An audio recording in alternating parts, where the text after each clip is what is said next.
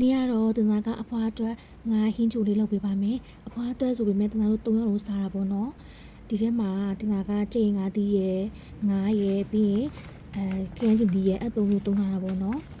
အရင်ဦးဆုံးတင်စားကကြိမ်5သီးလေးတွေကိုလှီးပြီးတော့စားလေးနဲ့နှိမ့်ထားရတယ်ပေါ့နော်မိနစ်30လောက်ပြီးအဲ့ဒါလေးကိုဆေးချပါတယ်ပြီးတဲ့ခါကျရင်ချစ်တုံဖြူဂျင်းတွေကိုဒီကိုလူတော့လေးဒီပေါ့နော်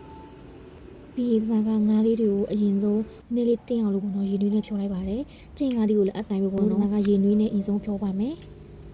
ပြီးတဲ့ခါကျရင်ခုနကဟင်းတို့ကိုတည်ထားတာလေးဆူလာပြီးဆိုရင်တင်စားကဒီငါးငပြိုင်လေးနည်းနည်းထည့်အောင်ပေါ့နော်မှုရအောင်လို့ပြီးရင်ခရမ်းချင်သီးထည့်ပါမယ်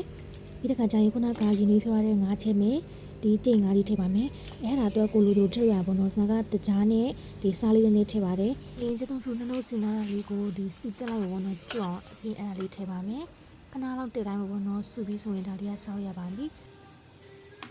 ငါနဲ့တွဲစားဖို့အဖွားစားနေကြအရှင်လေးကလောက်တာပါတယ်